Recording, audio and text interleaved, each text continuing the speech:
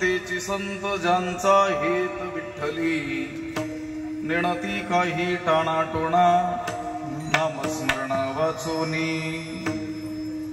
काया वाचा आणि मने किंवा काया वाचा मने झाले चिंतने डुल्लती नेणती काही टाणाटोणा नामस्मरणा वाचोनी निळा म्हणे विरक्त देही निळा म्हणे विरक्त देही आठवची नाही विषयांचा नेणती काही टाणाटोणा नामस्मरणा वाचोनी विठ्ठल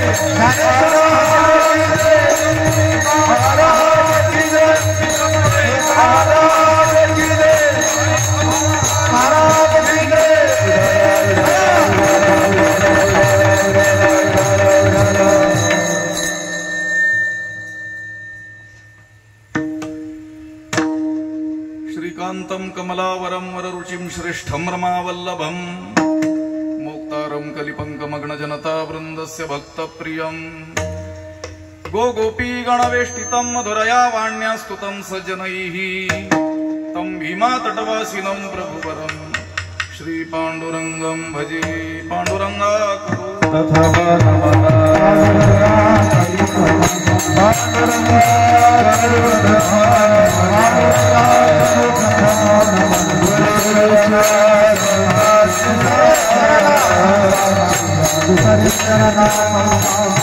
त्यांच्या कृपा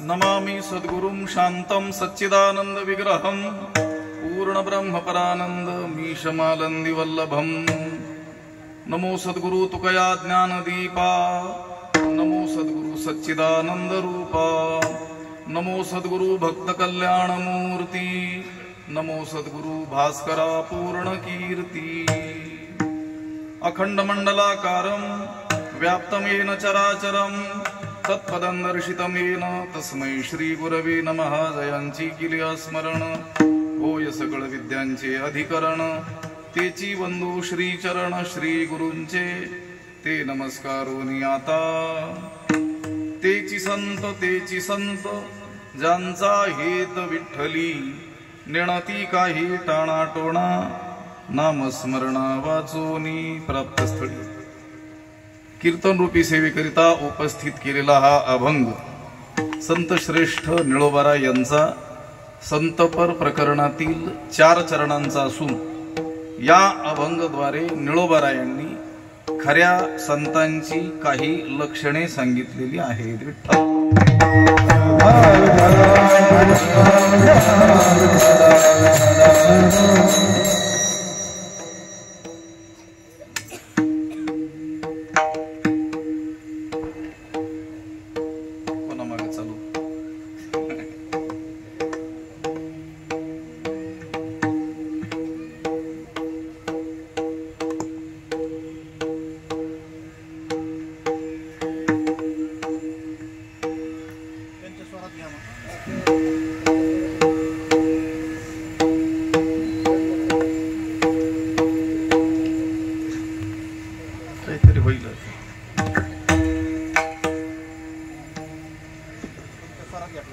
बरोबर, मला तुमच्या मागं नाही येता आलं तर तुम्ही माझ्या मागं तरी काहीतरी बघितलं असेल. श्री विठ्ठल रुक्मिणी मंदिर, नंदनवन नगर, अहिल्यानगर या ठिकाणी हा जो अखंड हरिनाम सप्ताह संपन्न होतो आहे, या सप्ताहाचं हे 13वं वर्ष आहे. ब्रह्मलीन गुरुवर्य वेदांताचार्य भाऊ महाराज यांच्या कृपाशीर्वादाने हरिभक्तीपरायण हरिहर महाराज चाळक बाप्पा, हरिभक्तीपरायण संदीप महाराज खोसे यांच्या मार्गदर्शनाखाली हा सप्ताह संपन्न होतोय. आणि या सप्ताहातील ही 3ऱ्या दिवसाची कीर्तनाची सेवा आहे. सेवेकरिता परिसरातील अनेक मंडळी या ठिकाणी उपस्थित आहेत. गुणीजन मंडळी आहेत, महाराज मंडळी आहेत, ज्येष्ठ वारकरी मंडळी आहेत. मनोहर महाराज अवचार, शंकर महाराज इंगोले, अभंग महाराज सोमवंशी, विजय महाराज इंगोले, संतोष महाराज पवार, मृदंगाचार्य एकनाथ महाराज पौळ, किशोर महाराज गडाख आणि श्री गुरु हरिभाऊ महाराज पाटील वारकरी सेवा संस्था, भाऊंच्या नावाची संस्था, जय मृदंग सेवा संस्था आणि ज्ञानेश्वरी व्यासपीठ चालवणारे सोनवणे महाराज आणि आणखी सगळीच मंडळी या ठिकाणी उपस्थित आहेत. सगळ्यांच्या उपस्थितीमध्ये आपल्या हाती असलेल्या वेळेमध्ये या अभंगाचा काहीसा भाव पाहण्याचा आपल्याला प्रयत्न करायचा आहे. निळोबारायांनी या अभंगामध्ये संतांची लक्षणे सांगितलेली आहेत. खरा संत कुणाला म्हणायचं, खरे संत कसे असतात हे या अभंगामध्ये सांगितलेलं आहे. अगदी वेद उपनिषदांपासून संतवाणीपर्यंत सर्वत्र आपल्याला संतांची लक्षणे सांगितलेली आढळून येतात, वारंवार सांगितलेली आढळून येतात. केवळ जगद्गुरु तुकाराम महाराजांच्या अभंग गाथेचा विचार केला तर जवळजवळ 350 अभंग संतपर या प्रकरणातील असून त्यातील बरेच अभंग संतांची लक्षणे सांगणारी आहे. वारंवार संतांची लक्षणं का सांगावी लागली असली पाहिजेत असा एक प्रश्न उपस्थित करून आपलं थोडंसं चिंतन करायचे. गरीब हटाव योजना अभंगाचा काही समग्र अर्थ तासाभरात सांगता येणं शक्य नसतं. हा माझा शब्द नाही आहे. सद्गुरु वैकुंठवासी वक्ते बाबा म्हणायचे, कीर्तन प्रवचन म्हणजे गरिबी हटाव योजना. किती सांगितलं जातं म्हटले आमच्यासारख्यांकडून. म्हटलं बाबा तुम्ही म्हणता त्याप्रमाणे ठीक आहे, योजना गरिबी हटाव का असेना, पण कमीत कमी या योजनेत तरी भ्रष्टाचार नको. विठ्ठला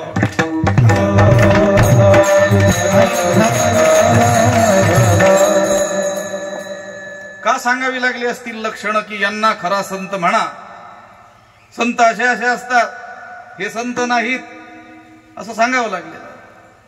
त्याचं कारण आहे की संत नसलेले हे अनेक लोक या प्रांतामध्ये केवळ बाह्य वेश धारण करून आलेले आहे. पूर्वीपासूनच अगदी प्राचीन काळापासून आज तागायत हे असं घडतच आलेलं आहे. हा थोडं कलियुगामध्ये जरा हे प्रमाण वाढलेलं आहे एवढंच. पोटासाठी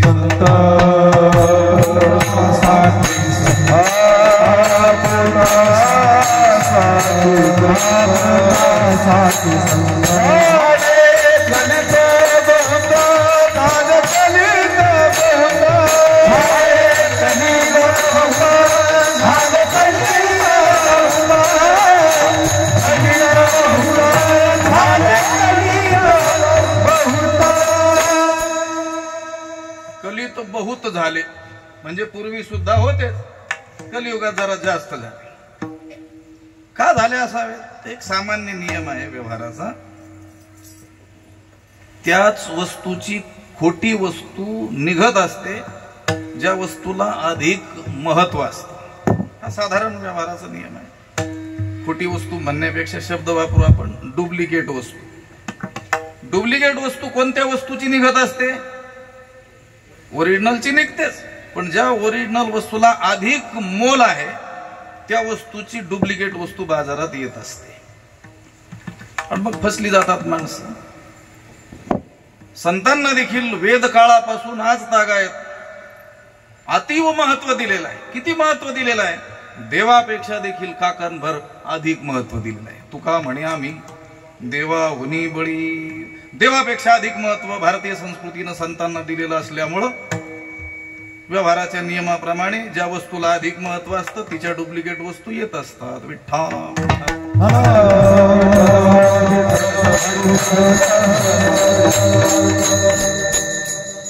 खोट्या नोटा येतात की नाही बाजारात?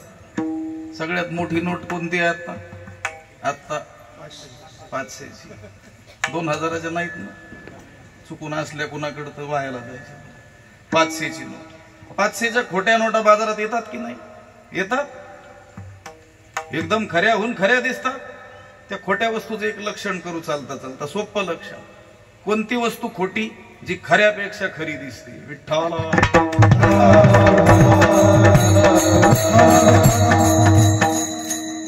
मी प्रमाण सांगणार आहे. जैसे का कुडे नाणे खऱ्याची निसारखेपणे, डोळ्याचेही देखणे संशयी घाली. ज्ञानोबा चौथ्या अध्यायात म्हणतात. जैसे का कुडे नाणे उदाहरण दिलेलं. ज्याप्रमाणे कुड म्हणजे खोट, नाणं, चलनी नाणं म्हणा, नोट म्हणा, काय हरकत नाही. खोट नाणं पण कसं दिसतं? खऱ्याचे सारखेपणे. खऱ्याहून खरं दिसतं ते. बोललो मी, लक्षण केलं. खऱ्यापेक्षा खरी दिसते, चमकदार दिसते, ती खोटी वस्तू. हरिपाठही पाठच नसतो, पण दिसताना असा दिसतो आता 24 वर्ष शिकून आला असला पाहिजे. विठ्ठल.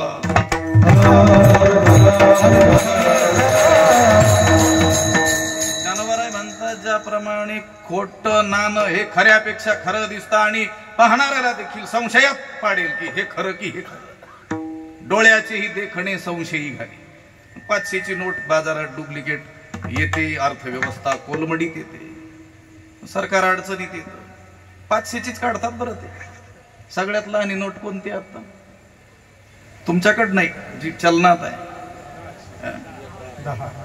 1 रुपयाची. तुमच्याकडे नसेल, मी अगोदर सांगितलं तुमच्याकडचं नाही विचारित. चलनात किती रुपयाची? 1 रुपये. 1 रुपयाची खोटी नोट कोणी छापलेला आढळतंय का? नाही का? छापायला 2 रुपये लागतील. विठ्ठल. तिला अधिक मोल आहे, तिची खोटी वस्तू बाजारात येते, सरकार अडचणीत येतं. मग सरकारला काय करावं लागतं? टीव्हीवर सांगावं लागतं खरी नोट अशी अशी असते. टीव्हीवर तो माणूस येतो किंवा ती स्त्री येते आणि नोटेचं काय करते? लक्षण करते. 500ची खरी नोट अशी आहे, त्याच्यावर अशी चिन्ह आहेत, असे असे अंक आहेत, गांधीजींचं तोंड या या दिशेला आहे, असं ती सांगते किंवा तो माणूस सांगते. मग आपण टीव्हीवर ते लक्षण ऐकतो 500च्या खऱ्या नोटेचं, आणि ते लक्षण लक्षात ठेवतो. मग बाजारात जातो, व्यवहार करतो, आणि मग आपल्याकडे 500 रुपये जर कोणी दिले, आले व्यवहारातून, तर सरळ स्वीकारत नाहीत आपण, घेऊन लगेच खिशात नाही घालत. काय करतो? टीव्हीवर सांगितलेलं लक्षण जुळतंय की नाही ते पाहतो, आणि जुळत असेल तंतोतंत तर ती नोट स्वीकारतो, नाही तर त्याला म्हणतो ते सुट्टे दे, 500 तुझे तुलाच राहू दे. हा काय आहे? सामान्य व्यवहार आहे. ज्याप्रमाणे खोटं नाणं खऱ्याहूनही खरं दिसतं आणि पाहणाऱ्याला देखील संशयात पाडतं,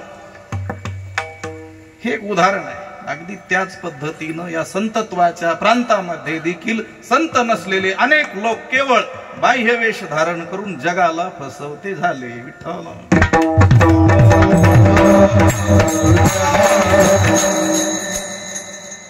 जगामध्ये फसवले जाणारे अनेक क्षेत्र आहेत. ही निश्चित माणसं तिथं फसविली जातात, फसली जातात.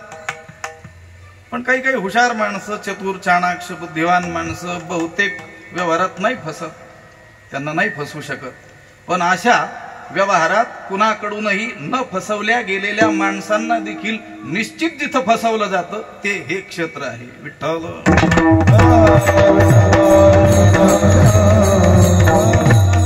शहरी प्रांतच असल्यामुळे बोलायला हरकत नाही. उच्च विद्या विभूषित वगैरे काय जे म्हणतात ना, MA PhD, अजून काय LLB MBBS वगैरे, बहुधा अशी बुद्धिवान माणसं या क्षेत्रामध्ये निश्चित फसली जातात. संत म्हणून भलत्याच्याच नादाला लागलेले आपल्याला आढळून येतात. एकंदरच सगळे लोक हे पहा, संतांशिवाय भगवंताची प्राप्ती होणार नाही हे वेदानं सांगितलं. ऐसे वेद देती ग्वाही. संताविन प्राप्ती, संतांशिवाय, संत शरणागतीशिवाय, संत सेवेशिवाय भगवंत प्राप्त होणार नाही, मोक्ष मार्ग प्रशस्त होणार नाही, हे खरं आहे. पण मोक्ष ज्याला हवा आहे अशा त्या मुमुक्षूंसाठी ती गोष्ट आहे. असं मुमुक्षू साधक मंडळी श्री गुरूंकडे संतांकडे जे जातात तेच मुळी उद्धाराचा मार्ग विचारण्याकरिता जातात. काय मी उद्धार पावेन, काय कृपा करील नारायण, ऐसे तुम्ही सांगा संत जन करा समाधान चित्त माझे, कथम तरेयम भव सिंधुमेतम. हे श्री गुरु, हे संतजन हो, हा भयंकर असा भवसागर मी कसा तरुण जाईल, माझा उद्धार होईल की नाही, देव माझा स्वीकार करेल की नाही, असं विचारत असतात. कोण? साधक. पण संतांकडे जाणारे सगळेच लोक हा प्रश्न विचारत नाहीत किंवा या कारणासाठी जात नाहीत. जातात नाही असं नाही. सामान्य लोक संतांकडे जात असतात, संतांचा शोध घेत असतात, पण देवप्राप्तीचा मार्ग विचारण्यासाठी नाही. कशासाठी?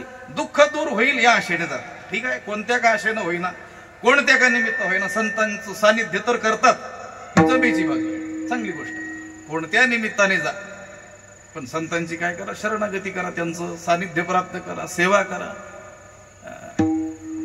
वेदानं तर असं सांगितलं, अगदी स्थूल बुद्धीच्या माणसाला लक्षात घेऊन असं सांगितलं, नको तुला देवप्राप्तीची इच्छा नाही ना, नको, काय हरकत नाही, ज्ञानप्राप्ती वगैरे नाही लागत, नाही लागत, तुला ऐश्वर्यच लागतंय ना, तरी देखील तू काय कर, तस्माद आत्मज्ञम ह्यर्चयेत भूतिकामहा.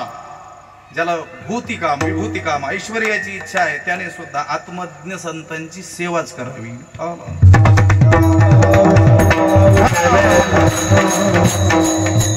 सामान्य जन सुद्धा संतांकडे गेलेले आपल्याला दिसून येतात. ते काही उद्धाराचा मार्ग विचारण्यासाठी वगैरे नाही, पण जातात, चांगली गोष्ट आहे.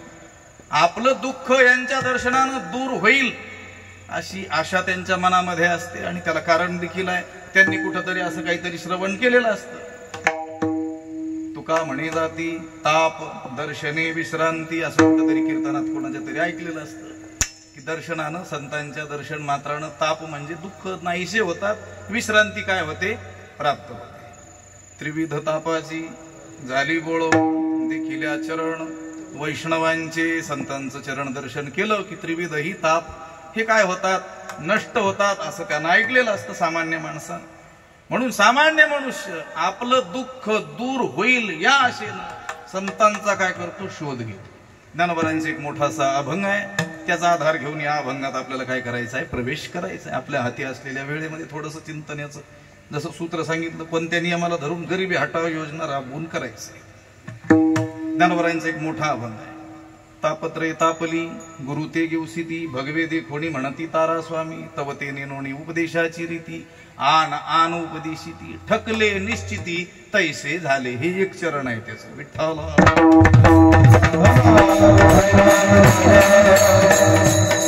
त्रिविध तापान पिडलेले हे संसारी जीव आपले दुःख दूर होतील या भाबड्या आशेनं संतांचा शोध घेतात. गुरु ते घेऊसिती, गुरूंचा, संतांचा काय करतात, शोध घेतात. बरं, हे शोधायला लागले म्हणजे लगेच खरे संत त्यांना भेटतील असं आहे का? बहु अवघड असे संत भेटी तर अत्यंत अवघड सांगितलेले आहे. लगेच खरे संत भेटायला एवढं पुण्य असेल का? नाही. बरं, भेटतच नाहीत का? असंही नाही. बरं, भेटलेले खरेच असतात का? असंही नाही. भेटतात. जे भेटतात ते खरे नसतात, केवळ बाह्य वेशधारी असतात. भगवे दे कोणी म्हणती तारा स्वामी, भगवा वेशधारी कोणीतरी दिसला की त्याच्या चरणी लागतात आणि स्वामीन महात्मन, हे महाराज आमचा या दुःख सागरातून काय करा, आमची सुटका करा, आम्हाला याच्यातून वाचवा, असं म्हणतात. इथं जो भगवा शब्द आहे ना, भगवा शब्द केवळ भगवा रंग या अर्थी नाही आहे, उपलक्षण आहे. तिथे भगव्या शब्दाचा अर्थ आहे हिरवा, पिवळा, काळा, निळा, जांभळा आणि पांढरा सुद्धा. विठ्ठल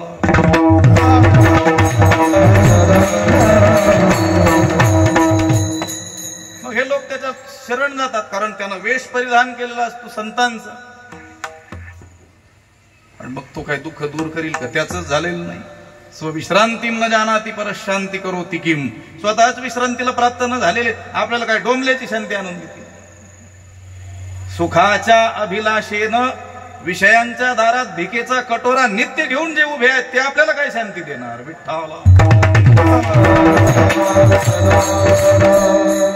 बरं, तो असं सांगतही नाही की बाबा रे तू चुकून माझ्याकडे आलेला आहेस, माझ्या या काय बोललाशी वरल्या रंगाला तू बोललेला आहेस, मी काय खरा संत नाही असं सांगायला तो काय खरा संत आहे? लक्षात. तो काय म्हणेल, बरं झालं याजसाठी केला होता अट्टहास, सगळा अट्टहास तर याच्यासाठीच केलेला आहे. मग तो सोडत नाही त्याला. ग्राहक आलं कसं काय बोहनी टाळील.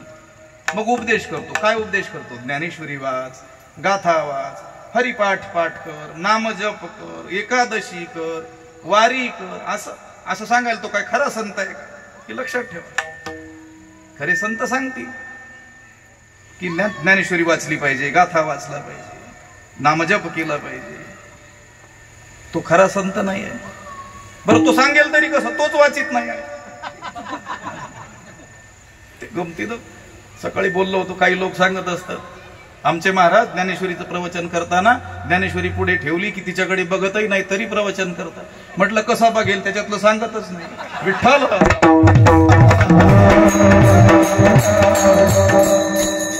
ते असा उपदेश कसा काय करते? अहो काही लोक एखाद्या महाराजांच्या, एखाद्या बाबांच्या, त्यांनी मानलेल्या गुरूंच्या नादाला लागलेल्या 25 वर्ष झालेली असतात. किती?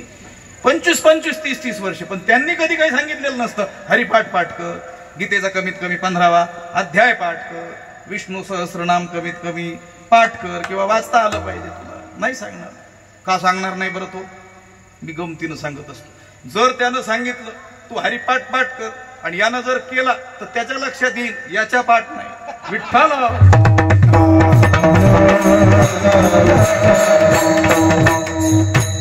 तो उपदेश करतो. काय उपदेश करतो? ज्ञानोबा म्हणतात आणान उपदेशिती. भलता भलता उपदेश करतो. काहीतरी सांगितलं, लिंबू नारळ काहीतरी, काय त्याला जे येईल ते सांगत असत. आणि मग हे फसले जात. पूर्वीचं दुःख तर दूर होत नाही, पण नव्या दुःखाची जीवनात भर पडते. कुणाच्या नादाला लागून?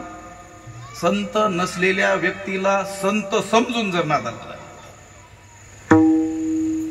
कसं पूर्वीचं दुःख जात नाही, नवं दुःख कसं त्याच्या पदरात पडतं, याच्यासाठी पुढच्या 3 चरणांमध्ये ज्ञानोबरायांनी वेगवेगळे 3 दृष्टांत दिलेले. त्याच अभंगातले दृष्टांत सांगितलेले बरे ना. ज्ञानेश्वरीत 3,500-4 हजार दृष्टांत आहे. बाहेरची सांगण्याची वेळ येते, याचा अर्थ ज्ञानेश्वरी वाचलीच नसली पाहिजे. विठ्ठल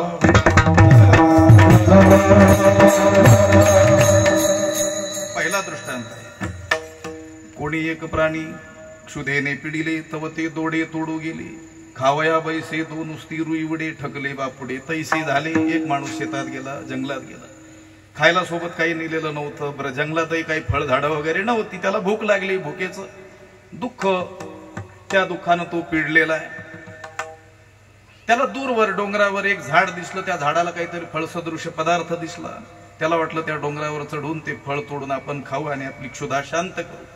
म्हणून पोटात भुकेचं दुःख असताना ते दुःख दूर होईल या आशेनं त्या झाडाकडं डोंगर चढण्याचं नवं दुःख त्यानं काय केलं? पदरात पाडून गेला. ते फळ तोडलं, फळासारखा पदार्थ. त्याला वाटलं सावलीला बसून निवांत खाऊया. बसला सावलीला एका झाडाच्या आणि ते फळ तोडलं.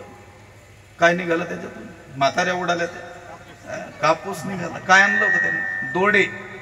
रुईचं दोड तोडलं. त्या दोड्याच्या ठिकाणी त्याला बुद्धी झाली, फळ बुद्धी. आणि हे फळ आपली क्षुधा, भूक शांत करी. झाली का भूक शांत? नाही.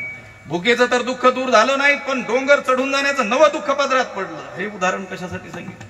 संत नसलेल्या व्यक्तीला संत समजून जर आपलं दुःख दूर होईल या आशेनं शरण जाल तर पूर्वीचं दुःख तर जाणार नाहीच, नवं दुःख पदरात पडेल. विठ्ठल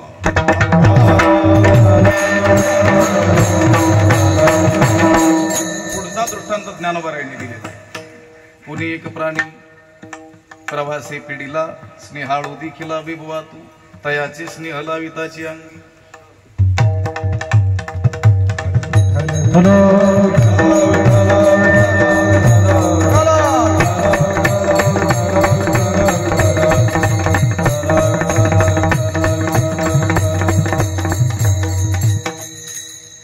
गुरुवर्य महाराजांचं आगमन झालेलं आहे. मग अशी मला कोणीतरी सांगितलं, म्हटलं आज माझं प्रचंड मोठं काय आहे, भाग्याचा क्षण आहे. आता बाबांना आठवत नसेल तर तुमच्याकडे थोडं बहुत शिकलेलं आहे.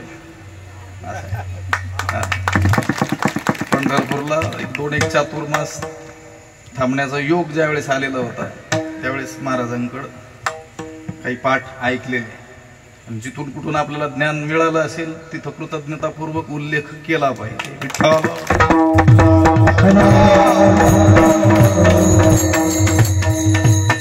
दुसरा दुसरा दृष्टांत ज्ञानोबारायांनी दिलेला आहे की कोणी एक मनुष्य पूर्वीचा काळ, प्रवासाची साधनं नाहीत, मजल दर मजल करत एका गावाला जायला निघाला. 30-35 किलोमीटर चालून तो आला, त्या गावी पोहोचला. दुपारचे 3 वाजलेले होते. घरातील करती धरती सगळी मंडळी शेतात कामाच्या निमित्तानं गेलेली होती. घरी एक म्हातारी आजी होती.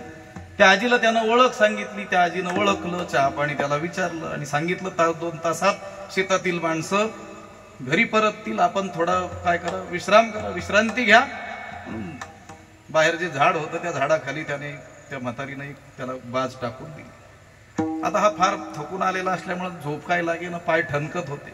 निरीक्षण करू लागला आजी काय करते. आजी घरात गेली, एक बिबवा तिनं आणला, बिबा म्हणतात, त्या पाट्यावर ठेचला, त्याचं तेल काढलं थेंबभर आणि ते आपल्या जखमेला लावू लागली. हा निरीक्षण करतच होता, झोप तर येत नव्हती. मग टाइमपास करावा, 1-2 तास तर आता काही काम नाही आहे. आजीला विचारलं, आजी हे काय केलं.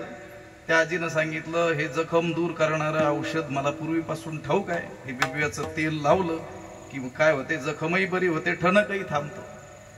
त्यानं आपल्याला नसलेलं डोकं चालवायला सुरुवात केली. लक्षात, जर एका बिबव्याचं थेंबभर तेल आजीची जखम बरी करू शकत असेल तर बरेच बिबवे घेऊन तेल काढलं आणि आपल्या पायाला चोळलं तर ठणकणारे पाय का राहणार नाही, असं त्यानं डोकं चालवलं. आजीला बिबवे मागितले, किती. आजीनं विचारलं, द्या किलोभर. आजी म्हटले, पाहुणाचा आहे, काय करतोय कुणास ठाऊक. दिले. आणि मग त्यानं देखील आजीनं जसं केलं तसंच केलं. येथ वडील जे जे करी ती बिबवे ठेचले, त्याचं तेल काढलं, वाटीभर निघालं. त्या बाजेकडे आला, झाडाखाली पायाला ते तेल चोळलं, अर्धी वाटी उरली. पुन्हा त्यानं डोकं चालवलं. एवढ्या कष्टानं जर सायासानं हे मिळवलं तर हे फेकून देऊन चालेल कसं. अंगातील शर्ट काढला आणि सगळ्या अंगाला मालिश केली. परिणाम काय झाला, ज्ञानोबाराय म्हणतात, सुजला सर्वांगी तैसे झाले. सगळ्या अंगानं सुजलं. पूर्वीचं चालून आल्याचं दुःख दूर झालं नाही, नवं दुःख त्याला भोगावं लागलं. हे उदाहरण कशासाठी सांगितलं. संत समजून संत नसलेल्या व्यक्तीला जर आपण शरण जाऊ तर पूर्वीचं दुःख तर दूर होणार नाही, नव्या दुःखाचा सामना करावा लागेल. विठ्ठल.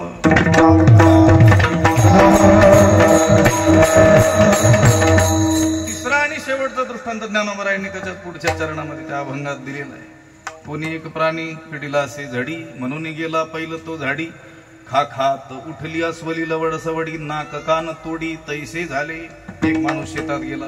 शेतात काही निवारा आसरा काही नव्हता. दुपारी अवकाळ्या पावसाला झड लागली. त्या झडीनं तो झोडपला आणि ह्या झडीनं झोडपल्याचं दुःख दूर करावं म्हणून त्यानं आसपास पाहिलं. किलोमीटरभर अंतरावरती झाडी दिसली. तिथपर्यंत तो चिखल तुडवत गेला. ह्या झडीनं झोडपल्याचं दुःख दूर व्हावं म्हणून. आत गेल्यानंतर दुःख दूर झालं का नाही, तिथं अगोदरच झडीनं झोडपलेली एक अस्वली येऊन थांबली होती. अस्वल नाही म्हटले, अस्वली म्हटले. का म्हटले आता कुणास ठाऊक. असं कदाचित असं वाटतं, अस्वल जर म्हटले असते ज्ञानोबाराय तर ते कदाचित अस्वल म्हटलं असतं, तू त्या कोपऱ्यात बस, मी या कोपऱ्यात बसतो. तसं होऊ द्यायचं नव्हतं म्हणून अस्वली म्हटले असते. तिनं काय केलं, तिला वाटलं हा मला मारायला आलेला आहे. मग तिनं स्वागत केलं. काय केलं, नाक कान तोडी तैसे झाले. झडीनं झोडपल्याचं दुःख दूर होईल या आशेनं त्यानं झाडीचा केलेला जो आश्रय, पूर्वीचं दुःख तर दूर करू नाही शकला, नवं दुःख त्याच्या जीवनात पडलं. विठ्ठल.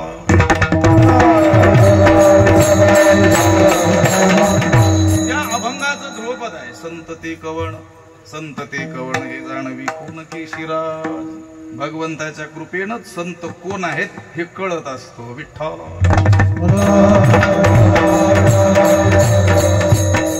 या त्रिविध तापानं होरपळलेले जीव संत नसलेल्या व्यक्तीला संत समजून शरण जातील आणि फसतील असा विचार करून संत कोण हे संतांनी वारंवार सांगितलेलं आहे. आपण संत वाङ्मयाचा आश्रय करत नाहीत म्हणून फसल्या जातात. रोज जर असे अभंग आपल्या नजरेसमोरून जातील तर आपल्याला फसवण्याची क्षमता जगात कुणाचीही नाही. विठ्ठल.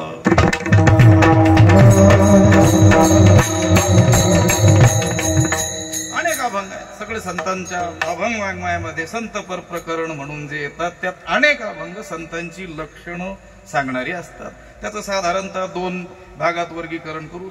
सामान्य रीतीनं सांगितलेली लक्षणं आणि अगदी निश्चयपूर्वक चकारात्मक सांगितलेली लक्षणं. संत तोची जाणा जगी, दया क्षमा ज्याचे अंगी तोची. चकारात्मक.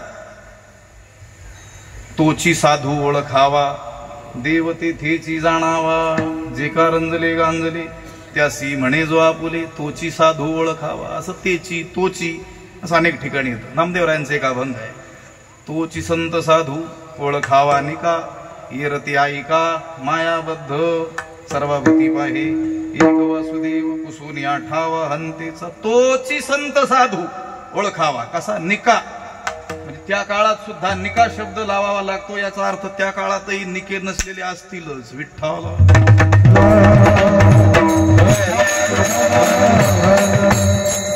अगदी याच पद्धतीनं चकारात्मक आणि पुन्हा त्याच शब्दांचा प्रयोग करून निळोबरायांनी सांगितलं की तेच संत आहेत, दुसरे कोणी नाही.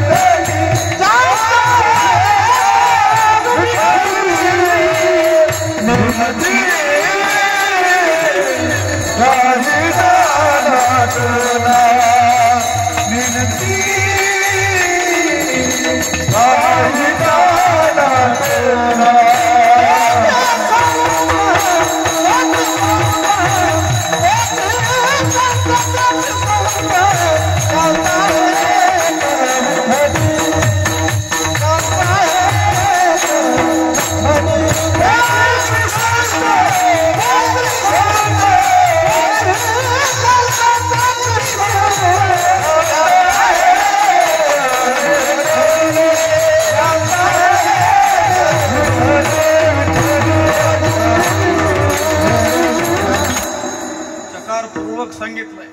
आणि पुन्हा मोठ्या लोकांकडून ऐकलं त्याप्रमाणे इथं तेची संत हे दोन शब्द दोनदा वापरले. ही काही द्विरुक्ती नाही आहे. तसं तर बोलण्याचं जे शास्त्र आहे व्याख्यानाचं, त्या दृष्टीनं दोनदा शब्द प्रयोग करणं एकाच अर्थाचा किंवा तोच शब्द त्याला द्विरुक्ती दोष मानतात. इथं काही द्विरुक्ती केलेली नाही. याला शास्त्रामध्ये विप्सा असं म्हणतात. दोनदा शब्द प्रयोग करणं सर्वच ठिकाणी दोष नाही आहे. काही ठिकाणी तो गौरव मानतात. त्याचे 3 प्रकार साधारणतः केले जातात. आदरार्थी विप्सा, संपूर्णार्थी विप्सा आणि निश्चयार्थी विप्सा. सगळ्या ठिकाणी दोनदा तीनदा बोलणं हा काही दोष नाही. काही ठिकाणी न बोलणं दोष आहे. एखाद्याबद्दल आदर व्यक्त करायचा असेल तरी देखील दोनदा चारदा शब्द प्रयोग केले जातात. आपण घरी आहोत, कोणीतरी मोठा मनुष्य, अतिथी, आपले गुरुजन आलेले असतील, आपण त्यांना पाहिलं, काय म्हणतो आपण? या या या. पुन्हा बसा बसा बसा. किती वेळ? 4 वेळेस म्हणतो. एकानं एवढंच ऐकलं होतं, दोनदा शब्द प्रयोग करणं दोष आहे. मोठी माणसं आली, हा दारात उभा होता आणि काय म्हटला? या बसा. तो दोष होईल. विठ्ठल आदरार्थी विप्सा, आदर देण्याकरिता सुद्धा विप्सा केली जाते. दुसरा प्रकार आहे संपूर्णार्थी विप्सा. आता महाराजांनी सांगितलं, इथल्या आयोजकांनी एक जणाला जबाबदारी दिली, परिसरातील सगळ्या लोकांना कीर्तन चालू व्हायच्या आत घेऊन यायचं. कीर्तन चालू झालं, 10-20 मिनिटाने हे जे आयोजक आहेत ते त्या माणसाकडे गेले आणि त्याला सांगितलं सगळी माणसं आणली का बोलावून. तो काय म्हणतो, माणूसन माणूस घेऊन आलो. किती वेळेस शब्द वापरला त्यानं, माणूसन माणूस म्हणजे सगळी माणसं, एक माणूस ठेवला नाही. संपूर्ण अर्थी सुद्धा काय केली जाते, विप्सा. आणि निश्चयार्थी विप्सा, खात्री. एखाद्याने एखाद्याला शब्द दिला, हे काम तुझं मी करतो, त्यानं सांगितलं अरे तुझ्याशिवाय हे काय काम दुसरं कोणी करणार नाही, नक्की करावं लागेल, करशील ना. तो काय म्हणतो, करेन म्हणजे करेनच. म्हणजे काय सांगितलं, खात्रीनं मी करेन, निश्चयानं, तू निसंशय राहा, शंकाच मनात आणू नको. या ठिकाणी निळोबरायांनी ही निश्चयार्थी विप्सा केलेली आहे. पुन्हा चकार पूर्वक शब्द प्रयोग केलेला आहे. चकारानंच काम भागलं असतं. तेची संत म्हणजे दुसरे नव्हेतच, दुसऱ्याला म्हणायचं असेल ते म्हणा तुम्ही, तुम्हाला जे म्हणायचं असेल. महंत म्हणा, अजून 108 म्हणा, 1008 म्हणा, 2016, 3024 काय म्हणायचं ते म्हणा. पण संत म्हणायचं असेल तर हे लक्षण जुळलं पाहिजे. ज्यांचा हित विठ्ठली. हे पदव्यांची गंमत आहे आपल्या संप्रदायात, अशा काही पदव्या नाही. हरिभक्त पारायण हेच खूप झालं, खूपच आलेल्या आहेत पदव्या. कुठून आल्या कुणास ठाऊक, कुठून आल्या. कुणी कुणी दिल्या त्यांना, किंवा त्यांनी आपल्याच लावून घेतल्या, लक्षात लावून घेतल्या. कोणी विद्यापीठाने न देता सुद्धा अशा चित्रविचित्र पदव्या लावून घेतलेल्या दिसतात. आम्ही गमतीनं म्हणतो त्या पदव्यांचा जर अभ्यास केला तर विद्यापीठ पदवी देईल आपल्याला. विठ्ठल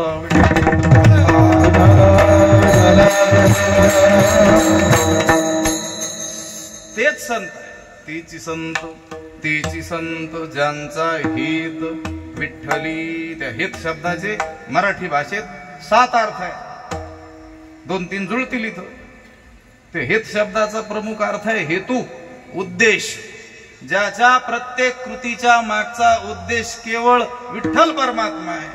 तो जे जे काही करतो ते केवळ देवासाठीच करतो, असा जो कोणी असेल तोच संत आहे. विठ्ठल.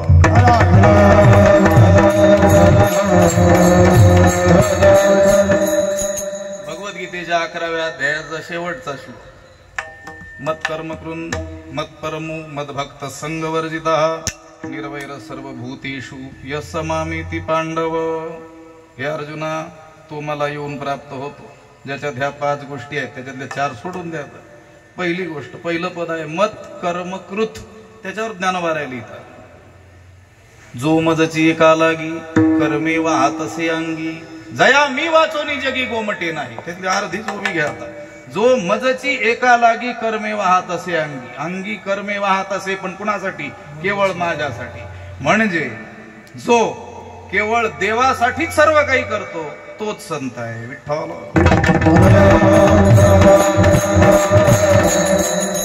कीर्तन करणाऱ्यांना निळोबराय संत म्हणतील की नाही हो. आता ते तुकोबारायांचे शिष्य आहे, तुकोबारायांचा भयंकर स्वभाव आहे. कीर्तनकाराच्या तर मागे दांडकं घेऊनच लागलेले असतात, पण म्हणतील तरी देखील म्हणतील. कधी त्याचं कीर्तन देवासाठीच असेल तर. भजन करणारा संत म्हणणार नाहीत का, म्हणतील, पण त्याचं भजन केवळ देवाचे आचाडे आळवावे देवा असं असेल तर. विठ्ठल.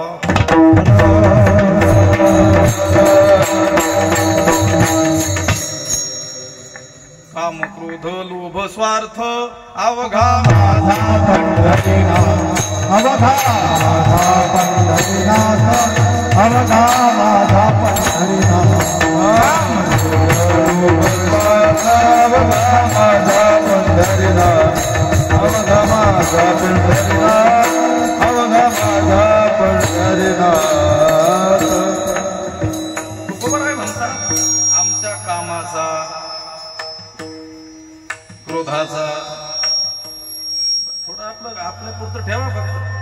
जे आलेले नाहीत त्यांना ऐकू घालण्यात काय उपयोग नाही त्याचा.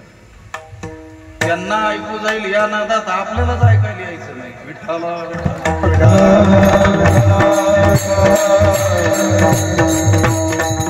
तुकोबाराय म्हणतात, आमच्या कामाचा क्रोधाचा लोभाचा आणि स्वार्थाचा ही एकमेव विषय आहे पांडुरंग. विठ्ठल.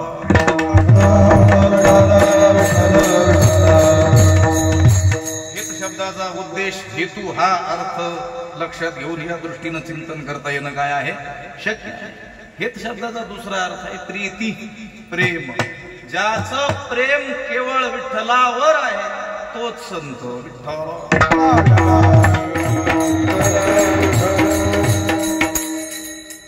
वैष्णव तो जया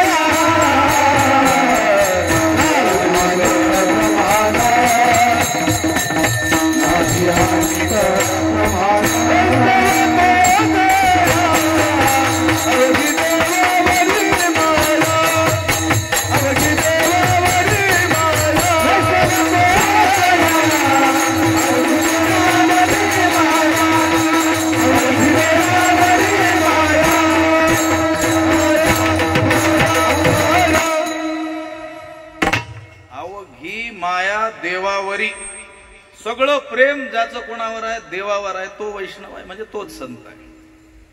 ज्यांचा हित विठ्ठली. तुकाराम महाराजांनी एका ठिकाणी मला सत्संगती दे असं म्हणत असताना संत शब्द न वापरता तुझ्यावर ज्यांचं किंवा ज्यांच्यावर तुझं अखंड प्रेम आहे त्यांची संगती दे असं म्हटलेलं आहे. अखंड दया तुझी प्रीती मज देतयाची संगती मग मी कमळापती तुझबा नाणी कांटाळा. अखंड दया तुझी प्रीती म्हणजे तुझ्यावर ज्यांचं अखंड प्रेम आहे अशांची संगती म्हणजे संतांची संगती. म्हणजे संत कोण? ज्यांचं अखंड प्रेम देवावर आहे ते विठ्ठल.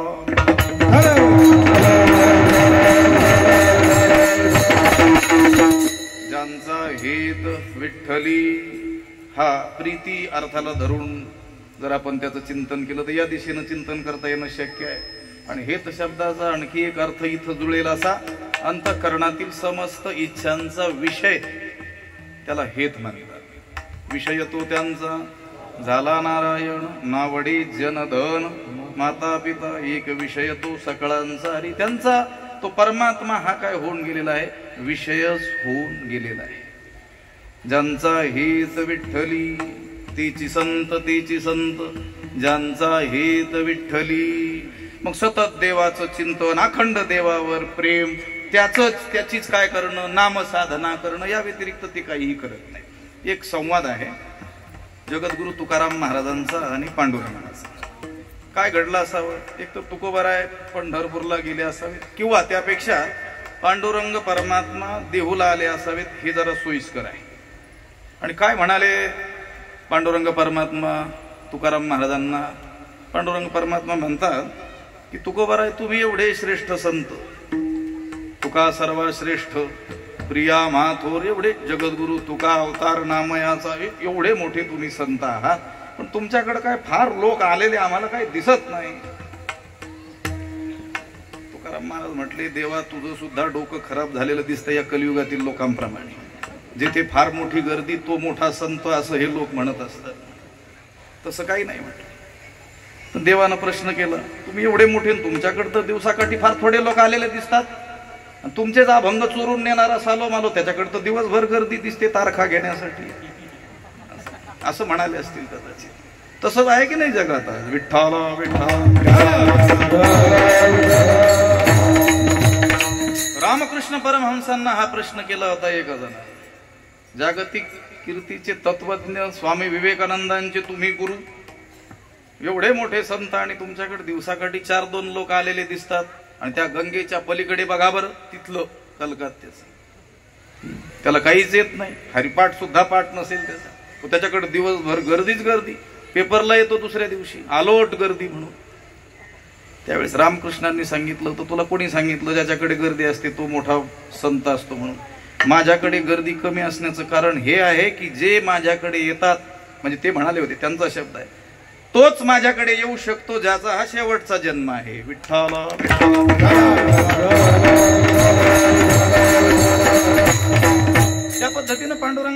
ज्ञानोबारायांना विचारलं, तुमच्याकडे फार गर्दी झालेली दिसत नाही. अहो त्या काळात विचारलं असेल, आजही परिस्थिती तीच आहे. देवला जास्त गर्दी आहे का दुसरीकडचं नाव नाही घेत, त्यातले भक्त असले तर गडबड व्हायची. आळंदीला आता नेवासा क्षेत्र, आम्ही जिथून आलो, पैत्री भुवनैक पवित्र अनादि पंचक्रोश क्षेत्र जेथ जगाचे जीवनसूत्र श्री महालया असं ज्ञानोबारायांनी ज्या एकंदर क्षेत्राचं वर्णन केलेलं आहे.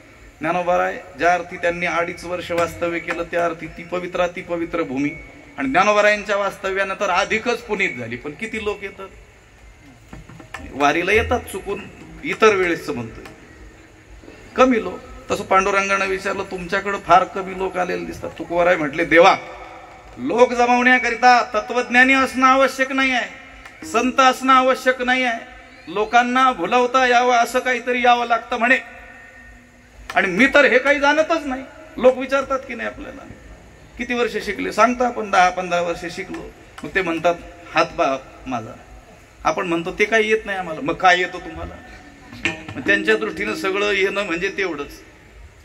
तसं ते पांडुरंगाला भ्रम झाला असेल. तुकोबारायांना त्यानं विचारलं. तुकोबाराय म्हटले, गर्दी जमवण्याकरिता संत असणं आवश्यक नाही, त्याच्याकरिता काहीतरी भुलैया असावा लागतो, तो काही मला येत नाही. अभंग आहे, बघून घ्या सगळा अभंग. कपट काही एक नेणे बोलवावयाचे लोक, आरंभ आहे त्या अभंगाचा.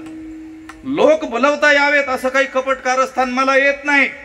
मग तुकोबाराय तुम्हाला येतं काय? तुमचे करीतो कीर्तन, गातो उत्तम ते गुण. तुमचं कीर्तन करावं, स्वरूप कीर्तन, लीला कीर्तन, नामसंकीर्तन अखंड करावं, आणि तुमच्या ठाई असलेले उत्तम गुण गुणगायी ना आवडी, एवढंच मला जमतं. बाकीचं काही लिंबू नारळ उदी हे काही मला जमत नाही. आणि गोष्ट खरी ही आहे की खरा संत जो असतो तो नामस्मरणाशिवाय हे टाणाटोणा काही जाणत नाही. काही टाणाटोण, काही टाणाटोण.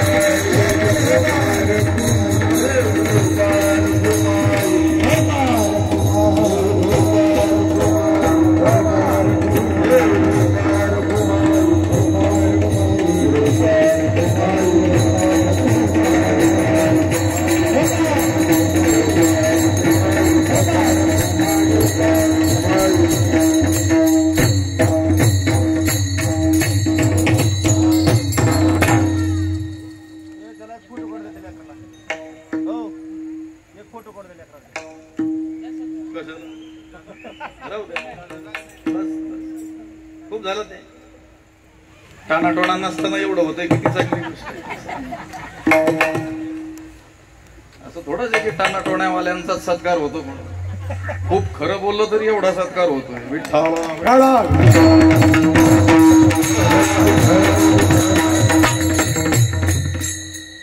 निणती काही टाणाटोणा नामस्मरणा वाचुनी. नामस्मरणाशिवाय जे काहीही टाणाटोणा जाणतच नाही, करत नाहीत असं नाही म्हटलं, करत तर नाहीतच. जे करतात ते तर संत नाहीतच, पण जे जाणतात ते सुद्धा संत नाहीत. विठ्ठला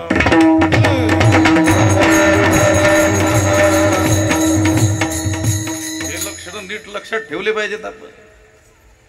लक्षात आलं का? त्या ज्ञानेश्वरीमध्ये गीतेमध्ये भगवंतानं जी 18 ज्ञान लक्षणं सांगितलेली आहेत त्याच्यावर ज्ञानोबारायाने विस्तारानं भाष्य केलेलं आहे. आणि ते संपल्यानंतर अज्ञान लक्षण म्हणून बरंच मोठं वर्णन केलं.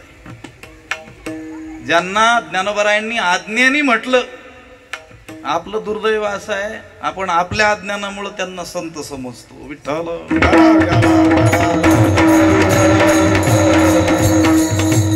निणती काही टाणाटोणा. टाणाटोणा शब्दाचा अर्थ आहे जारण, मारण, उच्चाटन, स्तंभन, मोहन, वशीकरण इत्यादी. आता त्याचा अर्थ पाहण्याची काय आवश्यकता नाही. जर संतच जाणत नसतील तर आपण जाणून काय करायचं. तर टाणाटोणा म्हणजे एवढा त्याचा विस्तार होऊ शकतो. संत टाणाटोणा काही जाणत नाहीत, केवळ नामस्मरण करणं एवढंच संत जाणतात. आपणही नामस्मरण करणं आणि आपल्याकडे येणाऱ्या लोकांनाही नाम मार्गालाच लावणं एवढंच जे करतात ते संत असतात. माझे श्री गुरु स्वामीजी महाराज सहज बोलत असताना, सहज बोलणे हित उपदेश या न्यायानं, किंवा जयाची बिसाट शब्द सुखे म्हणू ती वेद या न्यायानं म्हणा, किंवा साहित्यामध्ये म्हटल्याप्रमाणे याभिस्वैर कथास्तेषाम उपदेशाः भवन्तिताः. स्वैरपणं जे बोललं गेलेलं आहे त्यांच्याकडून त्या जगासाठी हितकारक गोष्टी आहेत. त्यांनी संतांची काही लक्षणं असं बोलता बोलता म्हटलेले आहेत. ते म्हणतात, जो जगाला आपल्या नादाला न लावता देवाच्या नादाला लावतो तो संत. नादालाच लावतो पण कुणाच्या? देवाच्या. जो जगाकडून आपल्या देहाची पूजा करून न घेता लोकांना देवपूजेला लावतो तो संत. विठ्ठल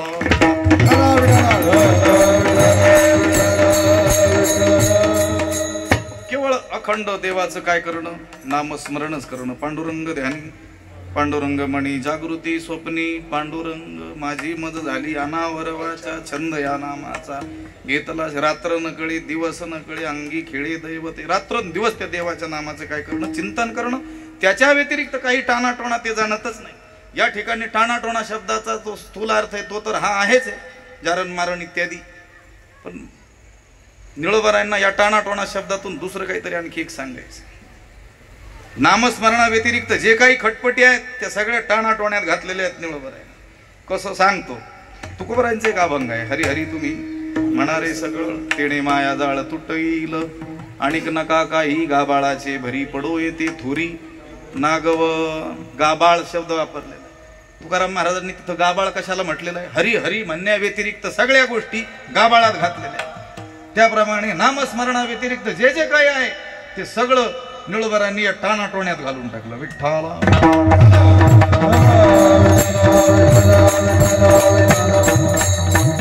निणती काही टाणाटोणा.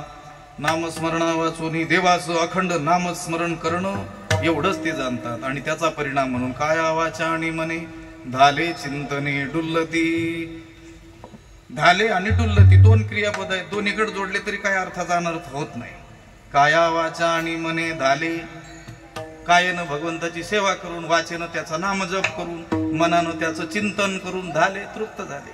आणि चिंतने डुल्लती देवाच्या चिंतनात डोलतात. किंवा काया वाचा आणि मने डुल्लती. का? चिंतने धाले, चिंतनानं तृप्त झाल्यामुळं काया वाचा मने करून ते डोलतात. बघा, महापुरुष असे एकांतात बसलेले आहेत, कोणत्याही बाह्य संगीताच्या आलंबना वाचून, कोणतंही संगीत बाहेरचं कानावर पडलेलं नाही तरी देखील ते त्यांच्या मस्तीत डोलतात. हे पहा, मला ब्रह्मलीन भाऊ महाराजांकडं शिकता नाही आलं बाबांसारखं समजा. पण त्या काळात आजारी पडलेले होते बाबा म्हणजे भाऊ, आणि भाऊ कसं शिकवत असले पाहिजेत हे नव्या लोकांना कळावं म्हणून एक 8-10 दिवस शिकवायला लावलं होतं यांनीच प्रभाकराचा पाठ. त्यावेळेस भाऊंना शिकवताना मी पाहिलेलं आहे. मी भाग्यवान माणूस आहे तेवढं व्हायला पाहिजे. भाऊ महाराज असे एकांतात बसलेले असले, कोणी नसलं, काही बाह्य संगीतही कानावर पडलेलं नाही तरी ते काय होत होते डोलाईस. तुम्ही सगळ्यांनी तर नित्य पाहिलेलंच आहे. काया वाचा आणि म्हणे धाले चिंतने डुल्लती गाये नाची उडी आपुलिया छंदी मनाच्या आनंदी आवडीने. सतत ते भगवत चिंतनात मग्न असल्यामुळे त्या चिंतनाला तृप्त झाले म्हणून ते काय होतात डोलतात आपल्या मस्तीमध्ये. कुणी लोक सांगतात महाराज तुम्ही कीर्तनात सांगितलं चिंतने डुल्लती. आम्ही सुद्धा आमच्या बाबांकडे गेलो होतो. त्यांनी मानलेले बाबा कोणते धुनीवाले बाबा सांगतात मोठ्या अभिमानानं 25 वर्ष झाले धुनी विजलीच नाही. काय पराक्रम केला, विजत आली की लाकडं टाकायचे, दुसरं काय करायचं, काही विशेष काही तप केलंय का म्हटले. आम्ही त्यांच्याकडे गेलो होतो. एवढ्या मोठमोठ्या जटा, आता कटिंग नाही केली तर वाढणारच की. त्याच्यात तपाचा संबंध कुठे असं सांगितलं पाहिजे. आमच्या बाबांनी ज्ञानेश्वरीची 1000 पारायण केली, तसं काय कोणी सांगत. आणि तसा बाबाही कोणाला नकोच आहे. लक्षात आलं सांगतात असं गमतीनं. आम्ही गेलो होतो आणि ते तुम्ही सांगितल्याप्रमाणे चिंतने डुल्लती म्हटलं. डोलण्याकरता चिंतन तर केलं पाहिजे. ते चिंतने नाही डुल्लती, गांजे डुल्लती. विठ्ठल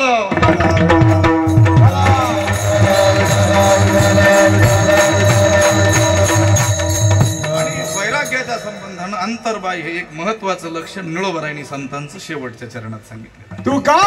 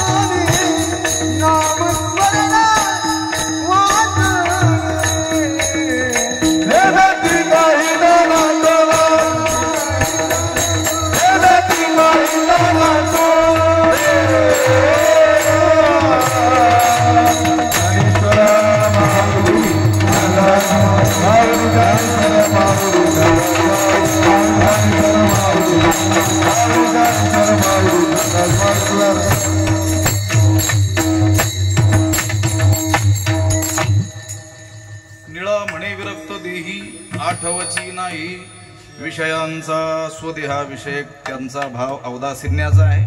भक्ताईसी जाणा जे देही उदास. आणि विषयांसंबंधी बोलाल तर विषयांचं संपादन प्राप्ती त्याच्यासाठी प्रयत्न ह्या गोष्टी तर दूरच्या राहिल्या. त्या विषयांचं स्मरण देखील ज्यांना राहिलेलं नाही. विषयी विसर पडिला निशेष अंगी ब्रह्मरस ठसावला निळा म्हणे विरक्त देही आठवची नाही विषयांचा निणती काही टाणाटोणा नामस्मरणा वाचोनी. या निळोबरायांच्या अभंगाचं काहीसं मोडकं तोडकं चिंतन या ठिकाणी या कीर्तनाच्या निमित्तानं आपण करण्याचा प्रयत्न केलेला आहे. आपल्या हाती जी वेळ होती थोडं यायला उशीर झालेला असल्यामुळं आम्ही काय करतो क्षमा कुणाची जे 7लाच आलेले असतील त्यांची. जे आम्ही आल्यानंतर आले त्यांची मागण्यात काय अर्थ नाही. त्यांनी मागायचे. थोडा उशीर झाला. उशीर आम्ही केला नाही तो झाला. आता काय वेगवेगळी त्याला काय आहे कारण आहे. असो या अभंगाचं चिंतन या ठिकाणी या निमित्तानं करण्याचा प्रयत्न केला. काहीतरी मी म्हणतो ब्रह्मलीन गुरुवर्य भाऊ महाराजांचीच काही कृपा झाली असेल, ते म्हणाले असतील थोडं बहुत काहीतरी शिकलाय माझ्याकडं, बघूयात काय बोलतोय ते, काय काय सांगताय महात्म्यानं. आणि तसंही त्या संत कृपेच्या बाबतीमध्ये आम्ही कसे आहोत, संपन्न आहोत. बाकीच्या गोष्टीत आम्ही प्रचंड आळशी. आम्ही सांगत असतो ज्ञानोबाराजे म्हणतात ना, पांगुळ एखादे वीजे आणि जन्मोनी जोजारू साहिजे. आई मुलाचं सगळं करते हे ठीक आहे, पण ते मूल करतं धरतं झालं की मग करावं लागत नाही. पण एखादं पांगळ्याला जर जन्म दिलेला असेल तर सगळं त्या आई बापालाच करावं लागतं. तसं त्या बाबतीत आम्ही भाग्यवंत आहोत, सगळं संतच करतात आमचं, आम्ही काहीच करत नाहीत. त्या बाबतीमध्ये प्रचंड आळशी असलेली माणसं आम्ही आहोत. मग त्या संतांची कृपा काय कोण जाणे कशामुळं होते ठाऊक नाही, पण त्यांच्या कृपेचा अनुभव मात्र आम्ही नित्य घेतो आहोत. कोणताही अधिकार वगैरे नसताना कोणा पुण्या फळ आले आजी देखील पाऊले, ऐसे नेनो नारायण संती सांभाळिले दिना. या दिनाचा संतांनी सांभाळ केला. काय कोणतं पुण्य फळाला आलं कुणास ठाऊक, आम्हाला सांगता येत नाही. पण पुण्य म्हणावं तर मग आपला अहंकार होईल, आमचं पुण्य होतं म्हणूनच असं घडलं, तसं नाही. तर त्यांच्या त्या कृपेचा काय आहे प्रसाद आहे, त्यांच्या कृपेचा काय आहे महिमा आहे. ही सेवा तुमच्या सर्वांच्या वतीनं या संयोजक मंडळीच्या महाराज मंडळीच्या माध्यमातून माझ्याकडे आली. या सेवेकरिता अनेक ज्येष्ठ श्रेष्ठ वारकरी मंडळी, महाराज मंडळी, अनेक सज्जन गृहस्थ मंडळी या ठिकाणी काय आहेत उपस्थित आहेत. माऊलींना तर अनेक वेळेस फोन केला, त्यांना वाटलं येतात की नाही, लक्षात आलं. आता निघालो बरोबर, पण कुठेतरी माणसं आल्यानंतर दूरवरून आलेली माणसं 10-5 मिनिटं तर द्यावी लागतात. असं होता होता थोडासा उशीर झाला, आम्ही त्याबद्दल क्षमा मागतो. झालेली सेवा भगवंताच्या चरणी, ज्ञानोबरायांच्या चरणी आणि भाऊंसारख्या महापुरुषांच्या चरणी समर्पित करून या ठिकाणी आपण थांबू. विठ्ठल जय.